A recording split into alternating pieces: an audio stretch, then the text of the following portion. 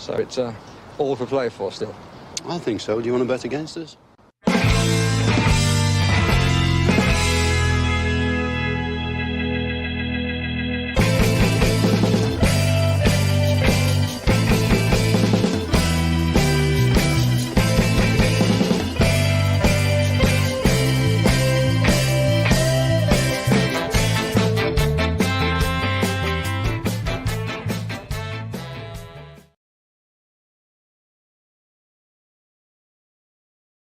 Muted for whatever reason. Of course I was muted. Of course I was muted when I first came on. It wouldn't be a podcast if I wasn't. And I can see my audio is all over the place. Anyway, let's start that again. Hello, Aston Villa fans, and welcome to For the Love of Paul McGrath podcast. And I am committed to this scouting series. As I say, we've episodes 1 to 3 done already, and this is going to be episode 4 of a 5-part series with regards to the types of players I think that Unai Emery will, or the types of players I think could fit in as a right back in Unai Emery's system. And today we're going to look at a very familiar face for Unai Emery because it's Juan Foyth. It's somebody that obviously he rose to prominence under Emery in that Villarreal system. And it's somebody that he's now World Cup winner, Juan Foyth. And he's somebody who's played in the Premier League previously to varying degrees of success. So we're going to take a look, I suppose, firstly into the player himself first, but what his journey has been. Obviously coming to the Premier League and so on, and then obviously maybe a bit of upheaval when Pochettino moved from Spurs, and then he moved on towards Villarreal, found the perfect manager for him, and he's gone from strength to strength since then. So for those of you that don't know, Juan Foyth is 25 years of age, turned 25 on the 12th of January this year. He is 6'2.5", and he's a big strapping man, as you guys will I'm sure know. Started off his career at Estudiantes, making 7 league appearances for them there as a 19-year-old. But he was quickly snapped up by Tottenham Hotspur for €8 million. £8 million it was, and he was given a 5-year contract. Came into Spurs under, as I said, Pochettino. He had, I suppose, the biggest month for him was in November 2018. So he was bought in 2017. Biggest month for him was in November 2018. He made his Premier League debut, and on his Premier League debut, you can see the 2 penalties, which was not ideal for him. But the big thing about that was he bounced back, scored his first senior goal in the very next game as well. Was handed his Argentina senior debut in that month in November 2018. Also was named man of the match in that debut for Argentina as well. And then he went on to play against Chelsea in a third straight Premier League appearance. So it was a baptism by fire for him. That month in November 2018 was a real formative month for him. He had the really, really good, and he had that debut for Spurs when he gave away 2 penalties as well. So it is important, I suppose, to kind of see where he's come from on that one as well. But as I say, he went on then to play. He played 16 league games for Spurs, scoring 1 goal, and he went on loan then to Villarreal. He kind of got caught up in the muddle of, I suppose, players there at Spurs. Spurs had they had the likes of Alderweireld, they had the likes of what's that other guy, Vertonghen, that was in there as well, and they brought in players like Davison Sanchez, and his opportunities as a centre half were becoming more limited. And yes, he did move out into that right back position in Spurs under in his time, should I say, at Tottenham Hotspur. But it was really when he moved to Villarreal on loan in 2020, played 16 games for Villarreal there, and he started to come to prominence. Won the Europa League with Villarreal under Unai Emery, and since then he's played 40 league games, scoring 2 goals as well. And as I say, he was part of the Argentinian squad that got to the World Cup final and won it just gone. Why am I bringing up Juan Foyth? It's not just really because of the familiarity with Unai Emery. It's because we've gone through our series so far. We've looked at a very attacking fullback Sugawara. We've looked at a versatile fullback who can play defensive midfielder, who was prodigious at a younger age and maybe has lost his way in Benjamin Henrichs. Last night we looked at a really young player, a young up and coming starlet who was Arno Martinez. And today I wanted to look at a more experienced player, but a player who was a centre half, was specifically a centre half, and has had to adjust to move out into that right back position. So centre backs playing at right back, as opposed to somebody who was groomed to play, I suppose, at that right back position. Somebody who's reinvented themselves in a more kind of a less traditional way. And I think the biggest thing with Juan Foyth there is because, he's very much a defend first type of player. We're going to take a look at some statistics for him here now in a moment. But like when you think about him or when you see him, his defensive ability is very good. He's really disciplined defender. Yes, I know I said he gave away 2 penalties on his debut, but he's a disciplined defender. And the one thing I like about him is his motor is just fantastic. He's so comfortable playing in a high press situations, and you can see that on his tape as well. He's pretty agile and he's quick. He's got a long frame, but he can move. He can move very, very quickly. He can close down very well. And when you look at him, he's got long limbs, so he can get in tackles as well. I know that may sound silly, but that's a very important thing, I suppose, for somebody. That's why he would have been played at centre half, and when he's moved out, he doesn't look gangly or clumsy when he's out in that right back position as well. Very physically strong, doesn't shy away from challenges, offers you very good aerial ability in the air. He's 70.6% of his aerial duels have been won in the last 365 days, which is really good. And I go back to when I spoke about the Benjamin Henrichs piece, where I said he didn't really shield the ball very well. You will not see that from Juan Foyth. He's brilliant at using his body to shield the ball and to utilize his body to kind of direct players into positions that he wants them to go, because he's such a big man, 6'2", 6'2.5", in and around there.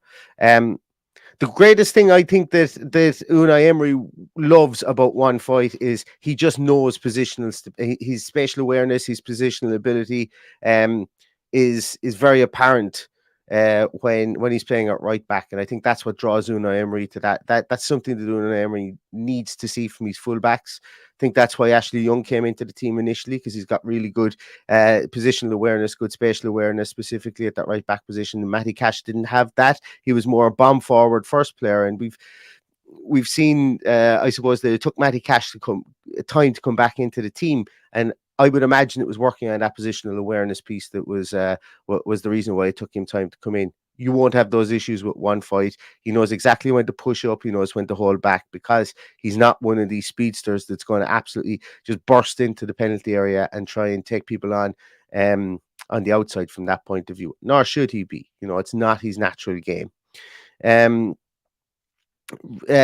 Anticipation, obviously, being a centre half, he's very good anticipation, very good reading of the game as well. You can see that in his in the amount of blocks that he has and the amount of tackles that he puts in when we look at his statistics in a moment. Technically, he's good. He's got pretty good ball control. He's got a really good pass completion rate, which we'll see in a moment, at 85.1%. So he's a very decent passer of the ball, albeit that a lot of his passes are short to intermediate range. Doesn't cross the ball an awful lot, but when he does, it's pretty decent crossing ability. But look, he's not tasked with being that guy who's going to burst up the wing and whip one in like some of the other players that we've mentioned previously in this scouting series. But he's comfortable. He's comfortable with the ball at his feet. That technical, he's a technically proficient player with the ball at his feet. But really, the big thing is his physical attributes, his natural freakishness from a fitness point of view. And his height and speed kind of ratios, I think, are very, very good. Very good turn of pace, as I said before, can cover ground quickly and has those long limbs that even if he's coming up against a speedier winger, he's got those long limbs that will allow him to be able to utilize his physical attributes, I suppose, to make up for any of those deficiencies should he come up against somebody who's an absolute speedster altogether. So let's take a little look at his statistics here, and let me pop this up here. So as I say, this part of the scouting series is called centre backs, right backs. So it's the centre backs playing as right backs, and how, as we know, that Unai Emery was able to fit this guy into his team. And we've gone through that, and we've gone through maybe what Unai Emery wanted to see from him from that point of view. So taking a look at his statistics here as a right back, we can see that it's heavily fronted with regards to the defensive ability. Tackles per 90 are huge amount of tackles per 90. They're coming in at 3.41, puts him right up there in the top echelon of right backs for tackles and successful tackles as well. Very good at blocking rate, and his interception rate is a bit lower because he's a bit no nonsense. I think, he's not going to be that kind of finesse player who's going to step in, take the ball from somebody, intercept it that way, move and then move the ball quickly. He's a centre half by trade who's been moved out to the right back position, and he's going to be he's somebody that is going to barrel through you from that point of view. One or two areas, I suppose, of weakness for him is that he commits an awful lot of fouls. We can see there that he commits 1.73 fouls per game. And also challenges lost. He does tend to, at times, players can skip away from him. It's not that often, I suppose. Really, 1.18 per game isn't a massive number, but the small minutia of the number, I suppose, changes the percentage and the percentile that he falls into within Europe. So just bear that in mind as well, that the percentages that you can see there on the right hand side, they're not always the be all and end all, because sometimes 0.23 of a challenge loss or whatever over the course of a season may change you from a 13 percentile up to like a 50th percentile. So it's not a massive indicator, but I just thought it was important to put in there as well. And then obviously, I suppose, really, when you look at other areas that he needs to improve on, but it's not really his game, is the offensive contributions, the key passes, the shot creating actions, the goal creating actions. I was expecting all those to be low. You're not, is when you're looking at players, when you're looking at them statistically and looking at them on video, you kind of have to know what you have to know what you have to expect, and you can't expect people to be all things and everything. And this guy, you wouldn't expect him to have great numbers there, and he didn't, because you just don't see it on tape. But as a ball player, he's pretty good. You can see there he's 54.67 pass attempts per 90 minutes. And of those, he's at an 85.1% completion rate, which we know is something that Unai Emery does like. And also, when you look at his dribble completed and his successful dribble rates, they're a lot better than I would have thought for a player of his height, and for a player that doesn't exactly bomb into the box. But when you look at his heat map there on the left-hand side, you can see that he covers quite a lot of ground. He covers for the centre half quite a lot, and you can see that he tucks in to that third centre half position as well. And we knew that he did that because it's a staple of an Unai Emery setup as well. But he just really marshals that area, that area from almost box to box on that right hand side, and doesn't tend to kind of whip him in from the overlap. So he's not very much an overlapping defender at all. And we are he would be perfect to have in that right back position. If you had a speedy winger maybe that wasn't going to track back as much, you would be a lot more comfortable having a Juan Foyth in there as well. And I think that might be something that Unai Emery might want. And if it is, because we've seen it before and he is a familiar face, then who better than somebody that he knows has done it already and knows the Premier League, having spent 4 years here in the Premier League, albeit under a bit more different circumstances. And bear in mind as well that Juan Foyth was only 19 when he joined Spurs. So, he was a youthful player leaving Argentina for the first time, and was thrown into the deep end about 12 months after he joined Spurs. And as I say, he's really gone on and learned his trade. And at just gone 25 years of age, he's hitting his prime soon. One of the biggest things that I was surprised with was the amount of progressive passes that Juan Foyth has. I think he ranks at 6th in the whole lot of La Liga for fullbacks for the amount of progressive passes that he makes per game. So don't be fooled that just because he doesn't get too far forward and he doesn't whip crosses in, it doesn't mean that he's not playing the ball forward. That progressive pass number is quite good that we can see there. It's just over 4 progressive passes per game. It's quite good, and it's better than any of the players that we have there. So he can move the ball forward, albeit it's not going to be a crossing. He's not going to be crossing the ball, or he's not going to be dribbling up the wing and playing 1-2s with wingers. He can still move that ball forward, and he is very good to have from a counter-attacking team if you want to attack at pace, because he gets that ball forward. So that is something that, as I say, is really interesting as well. I've just noticed as well on my radial graph there, I haven't updated his. It doesn't seem that his pass completion rate, it's stuck at 75%. I've put in at 75 as opposed to 85%.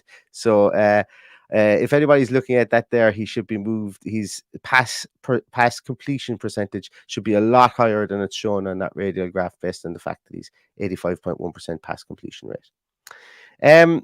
So that's really going to do it for today. I don't want to labor the point on Juan Foyth. It's important from that type of player. And for me, I think it will be that type of player that Unai Emery will go for. That's why I focused on the likes of Arno Martinez as well, and Benjamin Heinrichs, people who've got that capability to play inside, albeit not having the experience that somebody like a Juan Foyth has. It seems to be a trend in what potentially Unai Emery will go for. And it could be something to bear in mind as we go through the rest of the season and into the transfer window, starting at the end of June, July time. So that's going to do it for today. I hope you guys like this. Tomorrow I'm going to come back. I'm going to try and wrap it up with a player I really like, a player that is, I don't know if it's on very many people's radars. It's, for me, they will be the complete package and have the potential to be an absolute world-class player. I'm going to come back and finish off the series with them tomorrow. And if you guys do like this, please give it a thumbs up. Please share this podcast around the place, and come back tomorrow and see who the next player, the last player in this series that I want to discuss is. And hopefully we can all try and look at the different types of players that may interest Unai Emery. So thanks very much, everybody. Really appreciate all you do for the podcast.